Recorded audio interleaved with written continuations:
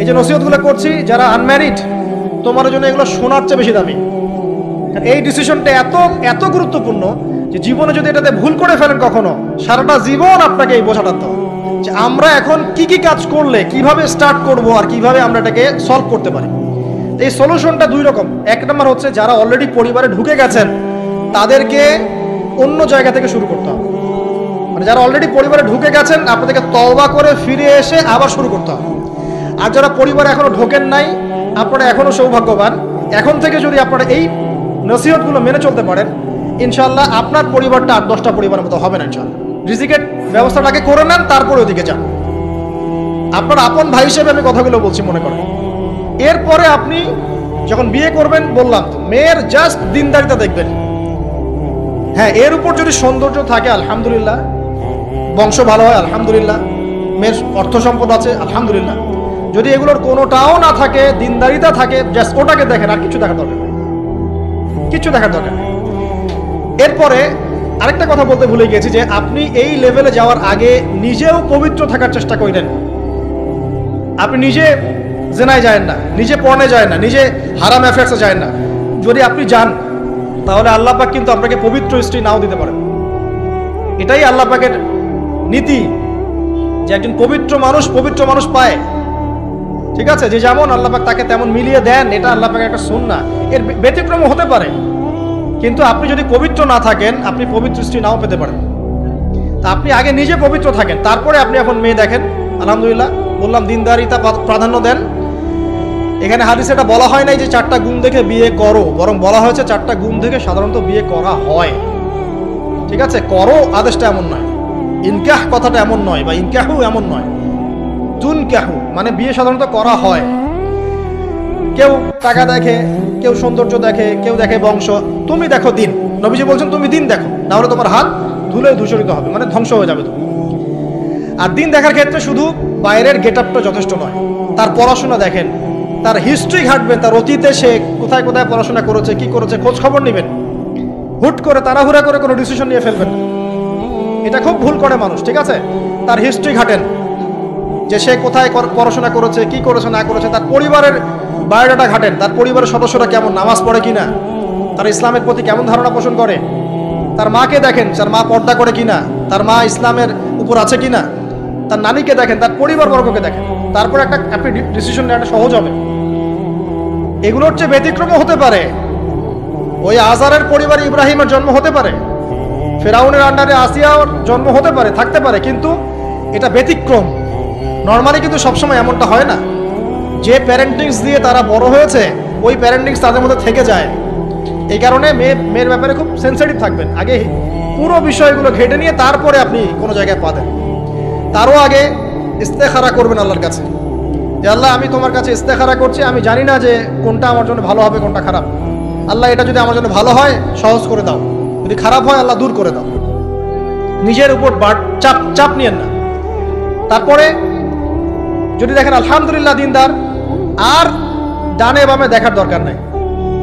যদি আপনি আপনার মনের মতো দিনদার পবিত্র একজন মেয়ে পেয়ে যান, আর যদি সে সুন্দরীও হয় মাশাআল্লাহ, আর ভালো বংশের হয়, তাহলে সারাটা জীবন তাকে নিয়ে কাটিয়ে দেন, সারাটা জীবন তাকে নিয়ে কাটিয়ে দেন, আপনি হ্যাপি হবেন ইনশাআল্লাহ। ডানে বামে দেখার আর দরকার নাই। যদিও একাধিক বিয়ের অনুমতি আছে, কোরআন সুন্নাহয় সবকিছুই আছে, কিন্তু এখন বাস্তবতাটাও বুঝতে হবে। কিরকম?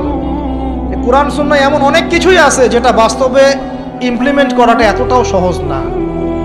যখন যারা করতে চায় তাদেরকে অনেক অনেক হ্যাসেল পোহাতে হয়, কারণ সমাজটা যেহেতু এমন না। কোরআন সুন্নাহয় আছে যদিও, কিন্তু সমাজটা এমন না। তখন ওই ব্যক্তি কোরআন সুন্নাহ মানতে গেলে দেখা যায় সমাজ থেকে ব্যাপক হ্যারাসমেন্টের শিকার হয়। যদিও এটা তার দোষ না, এটা আল্লাহ পাক তাকে হয় পরীক্ষা করছেন, অথবা এই ওসিলায় তার গুনাহ মাফ করবেন। কিন্তু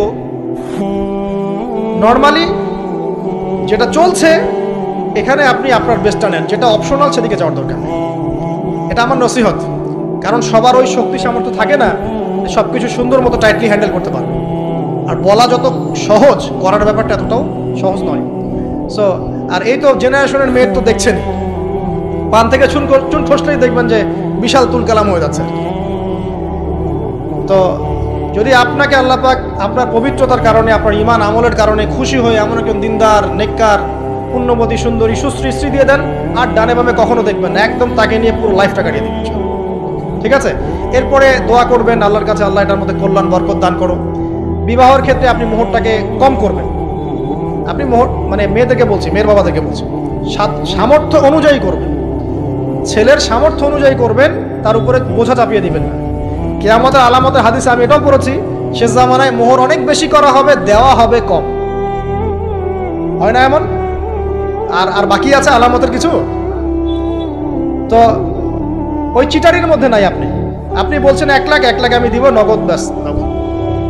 বলছেন 5 লাখ দেওয়ার সামর্থ্য আছে আমার, 5 লাখ দিব, যে নগদ শেষ, পরে মাফ নিয়ে নিব, এইসব বার্গেনিং আপনি নাই।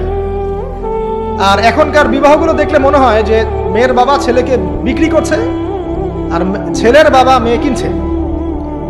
সবচেয়ে বেশি মোহর দেখা যায় যে চিটাগাং এরিয়ার দিকে আর কি। এবং আপনি জানেন কি না, সবচেয়ে বেশি বিবাহ বিচ্ছেদ ওই জায়গায় বেশি। বাংলাদেশে বিবাহ বিচ্ছেদ দেখা যায় যে প্রতি 24 ঘন্টায় দেখা যায় 28টা বা 29টা বাংলাদেশে। হ্যাঁ, শুধু তাই না, আমি দেখলাম যে 10 লক্ষ মেয়ে অতিরিক্ত আছে পুরুষদের তুলনায় সমাজে ঘুরে বেড়াচ্ছে, স্বামী নাই। 10 লক্ষ মেয়ে। এবং এই ডিভোর্স দেওয়ার ক্ষেত্রে দেখা গেছে মেয়েদের প্রবণতা বেশি। 70% মেয়ে ডিভোর্স দিয়েছে, ছেলে দেয় নাই, 30% ছেলে। তাহলে মেয়েদের সাইকোলজি চিন্তা করেন। ও মনে করছে আমি তো এখন শিক্ষিত হয়ে গেছি, তোমাকে আমার দরকার না, আমি চাকরি করে খাবো। খুব বেশি শিক্ষিত দরকার নাই আপনার, দিনই শিক্ষা আছে কিনা ওটা দেখবেন। ফ্যামিনিস্ট মেয়েদেরকে নেওয়ার দরকার নাই, আপনি নিবেন ইসলামিক অনুশাসনে চলে এমন মেয়ে। এরপর যখন পরিবার স্টার্ট হবে, আল্লাহর কাছে বরকত চাবেন, বিয়েটা সহজ করে নেবেন। যে বিয়েতে খরচ যত কম, সেই বিয়েতে আল্লাহর বরকত তত বেশি। হাদিস। ওলিমা হবে, মাশাআল্লাহ, আপনার বিবাহিত জীবন মোবারক হোক, দোয়া করি। এরপরে দেখবেন উভয়ের মাঝখানে আল্লাহ পাক আপনাদের মাঝখানে ভালোবাসা ঢালবেন ইনশাআল্লাহ।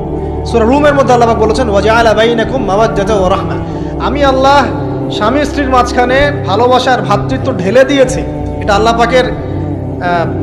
পাকের একটা আয়াত, নিদর্শন। এই ঢেলে দেওয়া মানে কিন্তু আবার সেই ঢেলে দেওয়া নয়। কথা কি বুঝতে পারছেন? আচ্ছা, তারপরে আসেন, এবার আপনি পরিবার গঠন করেছেন। এখানে আমি কয়েকটা কথা বলি যে উভয়ের মাঝখানে খুব চূড়ান্ত লেভেলের ভালোবাসা এটাই যথেষ্ট নয় পরিবার সুখী হওয়ার জন্য। পরিবারের মধ্যে এখন থাকতে হবে সলাত। কি থাকতে হবে ভাই? সলাত। পরিবারে থাকতে হবে কোরআন, পরিবারে থাকবে সুন্নাহ, পরিবারে থাকবে ইসলামী অনুশাসন, পরিবারে থাকবে খাস পর্দা। আপনার বউকে মানুষ দেখেই নাই, এরকম পর্দা।